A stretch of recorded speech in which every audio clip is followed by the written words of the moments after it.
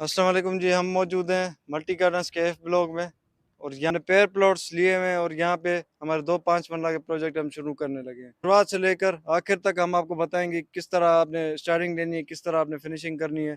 हम आपको अपने चैनल पर अक्सर बताते रहते हैं किस तरह आपने काम कराना है, किन किन चीज़ों का आपने ख्याल रखना है। तो ये हमारे नए प्रोजेक्ट शुरू होने लगे थे, हमने सोचा आपको बताते चलें प्रोसेस बाय प्रोसेस किस तरह आपने स्टेप लेना है। तो सबसे पहला प्रोसेस जो आता है आपका सॉइल टेस्ट का आता है। जब भी आप नए प्लॉट्स खरीदते हैं तो उसमें आप क्या होता है, आपने हार्ड स्टार्टर को फाइंड करना होता है। हार्ड स्टार्टर का मकसद होता है हमारी हार्ड मट्टी जिस पे हमारी जो है वो रेस्ट करेगा और जो हमारा फाउंडेशन होगा वो अपना लोड ट्रांसफ़र करेगा हार्ड स्टार्टर में। तो उसके लिए हमारे पास कुछ मशीनरी आती है और हार्ड स्टार्टर तक वो रुक जाती है जाके और हमें अंदाज़ा हो जाता है कि कहाँ तक आपकी मट्टी आ रही है और कहाँ तक आपने एक्सकैवेट करके आगे अपना स्ट्रक्चर खड़ा करना है। तो इस बारे में हमारे एक बहुत अच्छे भाई मौजूद हैं जो आपको सही तरह से गाइड करेंगे और आपको बताएँगे कि किस तरह कौन से स्टेप्स होते हैं और क्या निशानदेही आपकी होती है कि हमारा हार्ड स्टार्टर आ गई है और कहाँ पे हमारा जो स्टार्टर है वो थोड़ा ढीला है।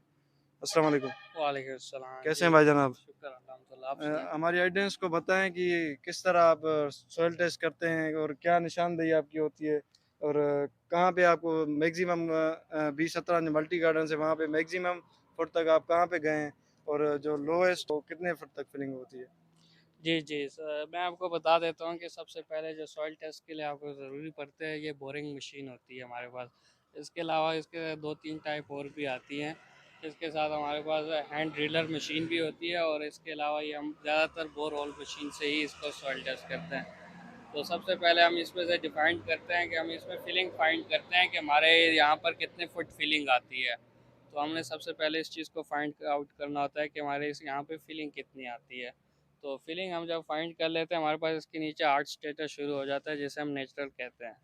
तो जो क्योंकि हमारे जो बुनियाद जो खड़ी होती है बिल्डिंग की वो नेचुरल से ही स्टार्ट होती है जो कि हमें मजबूत बनाती है इस चीज़ में बिल्डिंग्स में। तो इसके लिए हमारे पास ज़रूरत पड़ती है मशीन की।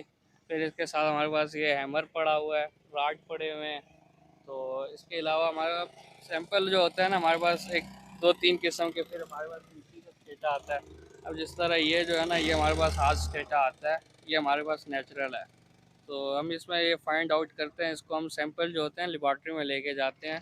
वहाँ से हम इस पे लेबॉर्ट्री में से फिर इसका रिज़ल्ट निकालते हैं कि ये किस किस्म की मिट्टी है। तो हम ये जब हमारे पास इसका रिज़ल्ट आ जाता है फिर उसके बाद स्ट्रक्चर आप वगैरह या नक्शा वगैरह जिस आप बनाते हैं उसमें से हम आपको फाइंड आउट कर देते हैं कि आपकी यहाँ पर कितनी फुट फिलिंग है और कहाँ पे आपकी नेचुरल स्टार्ट होती है। अच्छा, मैक्सिमम जो आप अभी तक जा चुके हैं वो कितने फुट तक जा चुके हैं और मिनिमम हमारा क्या कितने फुट हमें नीचे जाना चाहिए स्ट्रक्चर के लिए? तो ये आपको तकरीबन यहाँ पर जिस तरह भी 11 फुट फिलिंग आई है तो आपको मैक्सिमम जाना पड़ेगा। अगर आपको आपके जो डिज़ाइनर है वो आपको क्या गाइड करते हैं, वो आपका नक्शा किस किस किस्म का नक्शा आपको बना के देते हैं, मैक्सिमम आपको 6-7 फुट नीचे जाना पड़ता है कि ये फिलिंग वाली मिट्टी आप उठा लें। तो वो ज़्यादा बेस्ट रहता है। उसके बाद आप उसको गेड़ा डाल दें नीचे, उसके ऊपर बेड बिछा दें, वो आपको फिर वो डिज़ाइनर ही आपको डिसाइड करके देता है क्या चीज़ बेस्ट हो।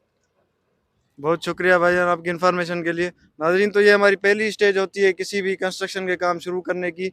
ये चीज़ें जो आपको भाई ने बताई हैं इस चीज़ों का आपने लाज़मी ख़्याल करके आपने बाद में अपना स्ट्रक्चर इंजीनियर से रब्ता करना है कि हमारी इतनी फिलिंग है और हमारी इतनी जो हार्ड स्टार्ट है इतने फुट पे आ रहा है। बाद में आपने नेक्स्ट स्टेप लेना है। हमारे साथ जुड़े रहिए, हम आपको स्टेप बाय स्टेप बताएँगे कि फाउंडेशन से फिनिशिंग तक स्ट्रक्चर किस तरह बनता है।